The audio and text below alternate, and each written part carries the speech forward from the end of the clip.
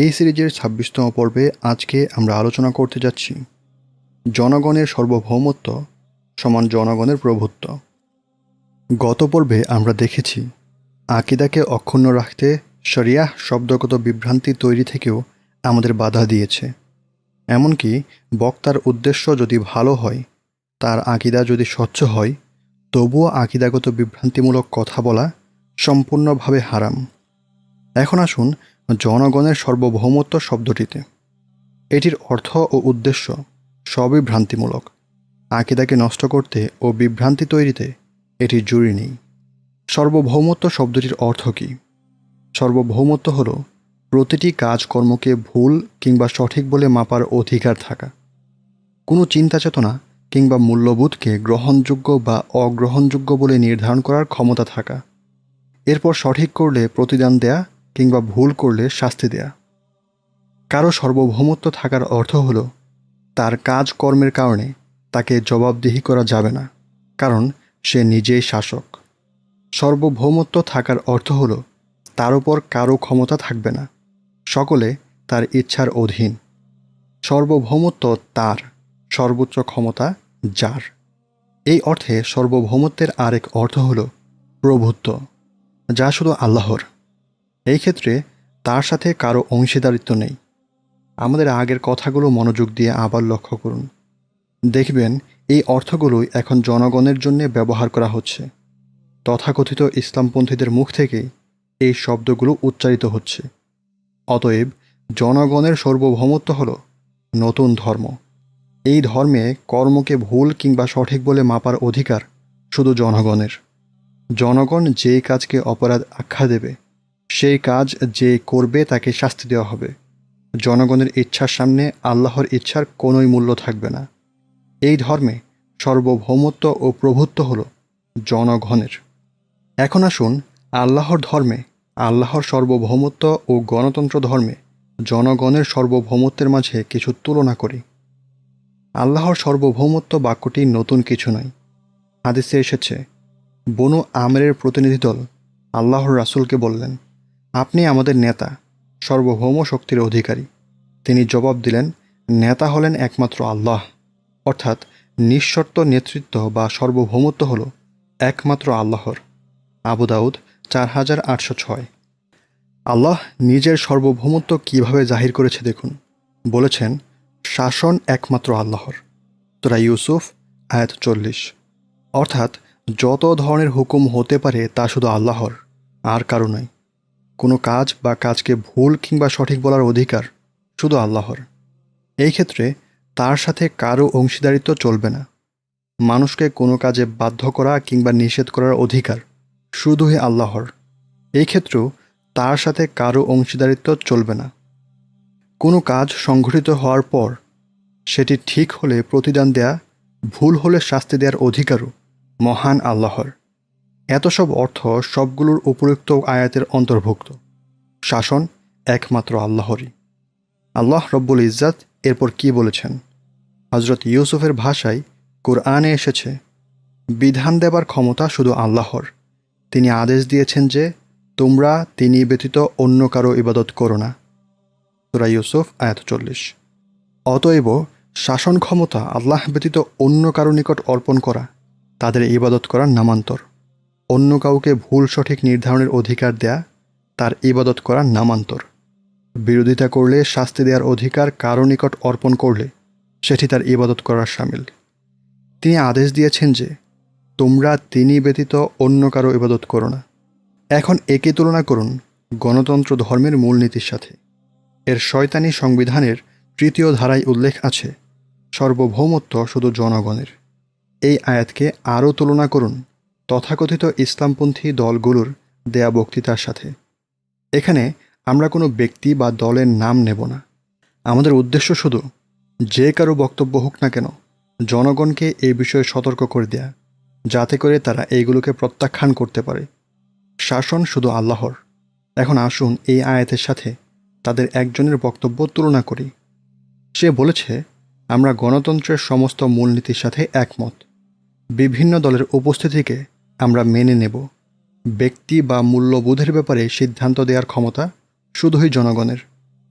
আল্লাহ তার সার্বভৌমত্বের কথা কিভাবে জানান দিচ্ছেন দেখুন। শাসন শুধু আল্লাহর। তিনি হককে বর্ণনা করেন এবং তিনিই শ্রেষ্ঠতম মীমাংসাকারী। সূরা আনাম আয়াত ৫৭।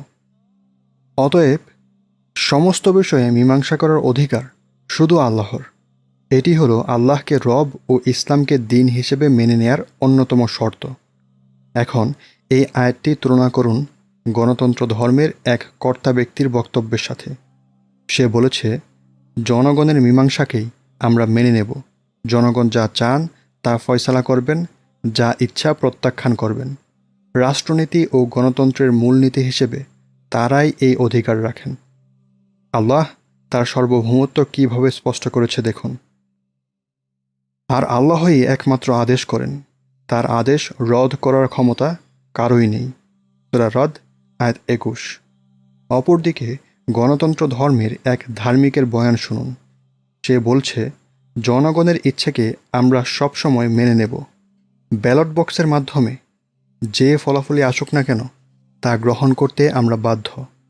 কেননা ভোট ও গণতন্ত্রই হলো একমাত্র সঠিক ও নিরাপদ পদ্ধতি। অর্থাৎ তাদের চোখে গণতন্ত্র শরিয়াহ প্রয়োগ করার একটি মাধ্যম শুধু নয়, বরং এটি একমাত্র সঠিক ও নিরাপদ পন্থা। জনগণের দেয়া রায়ের বিরুদ্ধে দাঁড়াবার শক্তিকার। অতএব যারা আল্লাহকে রব ও ইসলামকে দিন হিসেবে মেনে নিয়েছেন, আপনারাই বলুন তাদের বক্তব্য কি এই অর্থ বহন করে না যে গণতন্ত্রই তাদের জীবন পদ্ধতি, জনগণের শাসন তাদের একমাত্র চাওয়া? বলতে গেলে এটিই তাদের ধর্ম। তবে কি আমি আল্লাহ ব্যতীত অন্য কোনো বিচারক অনুসন্ধান করব? অথচ তিনিই তোমাদের প্রতি বিস্তারিতভাবে কিতাব অবতীর্ণ করেছেন। সূরা জুমার আয়াত ৩, সূরা আনআম আয়াত ১১৪। এখন তাদের এই সমস্ত বক্তব্যের সমর্থনে অনেকেই এই অজুহাত পেশ করবেন যে যেহেতু জনগণ অধিকাংশ মুসলিম, তাই তারা শরিয়াহকেই গ্রহণ করে নেবে। অতএব জনগণের সার্বভৌমত্ব মূলত শরিয়াহ প্রয়োগকেই নিশ্চিত করবে। অর্থাৎ জনগণের সার্বভৌমত্বের মাধ্যমে তারা আল্লাহর সার্বভৌমত্বকে প্রতিষ্ঠা করতে চায়।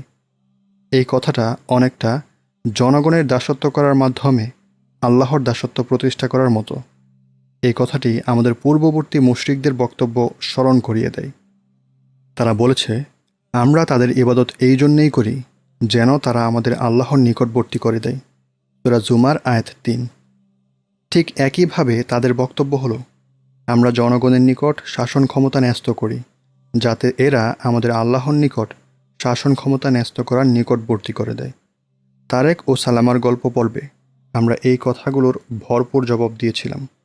হেয়ালিপূর্ণ কথাবার্তা বলে যারা চারদিকে পালাবার পথ খোলা রাখেন, সেই সমস্ত ব্যক্তিরা এখন খুব বেশি চালাক সেজে প্রশ্ন করবেন, তাহলে কি আপনি বলতে চান যে শাসক নির্বাচন কিংবা অপসারণ করার ক্ষেত্রে জনগণের কোনো ক্ষমতাই নেই? আমাদের জবাব হলো, আমরা দুটির মাঝে পার্থক্য করতে জানি। একটি হলো সার্বভৌমত্ব, যেখানে মানুষের কোনো অধিকার নেই। আরেকটি হলো ক্ষমতা। এর মাধ্যমে জনগণ এমন একজন মুসলিম শাসক নির্বাচন করবেন যে শরিয়াহ দ্বারা শাসন করবে।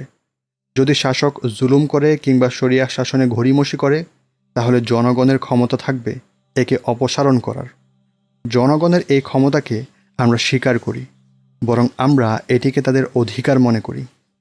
শাসক নির্বাচন কিংবা অপসারণের ক্ষেত্রে জনগণের এই ক্ষমতার ব্যাপারে শরিয়াতের নির্দিষ্ট বিধিবিধান রয়েছে। অতএব ইসলামী রাষ্ট্রনীতিতে শরিয়াহ এর সার্বভৌমত্ব হল জনগণ ও শাসক উভয় পক্ষের মাঝে সংগঠিত চুক্তির মৌলিক ও আবশ্যকীয় ধারা। এখানে জনগণ শাসককে অপসারণ করবে যদি সে এই সার্বভৌমত্বকে কোনোভাবে খর্ব করে। অপরদিকে শাসক গণতন্ত্রের ন্যায় এখানে জনগণের ইচ্ছার দাসে পরিণত হবে না, বরং সে জনগণ থেকে শরিয়াহ প্রয়োগের শর্তেই বাইআত গ্রহণ করবে।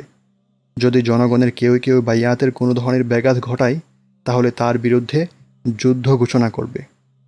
আবার স্পষ্ট করে বলি, শরিয়াহ বিদ্বেষী স্বৈরশাসককে উৎখাত করতে সাময়িকভাবে জনগণের সার্বভৌমত্বকে মেনে নেয়ারই আমরা মূলত বিরোধিতা করছি। আমরা তখনও তার বিরোধিতা করব যে বলবে জনগণের সার্বভৌমত্বকে আমরা আসলে সমর্থন করি না, এটিকে মূলত সাময়িক পন্থা হিসেবে আমরা গ্রহণ করছি। কিন্তু বাস্তবে গণতন্ত্রপন্থীরা অনেক দূর পাড়ি দিয়ে ফেলেছেন। তাদের বক্তব্যগুলোতে তারা জনগণের সার্বভৌমত্বের বিষয়টি স্পষ্ট করেছেন। এটিকে সাময়িক একটি পন্থা হিসেবে শুধু গ্রহণ করেননি, বরং এটি তাদের মন মস্তিষ্কে খুব দৃঢ়ভাবে গেঁথে রয়েছে। এমনকি জনগণের ইচ্ছা তাদের নিকট এতটা পবিত্র বিষয়ে পরিণত হয়েছে যে যদি তা ইসলাম বিরোধীও হয় তবুও তারা তা বাস্তবায়ন করবেন। এখন মানুষের অন্তরে এই কথা গেঁথে দেওয়া হয়েছে যে জনগণই হলো সব বিষয়ে শাসন করার একমাত্র হকদার। তার ইচ্ছে যাই হোক না কেন তা সম্মানযোগ্য, বৈধতা দেওয়ারও একমাত্র মালিক তারা।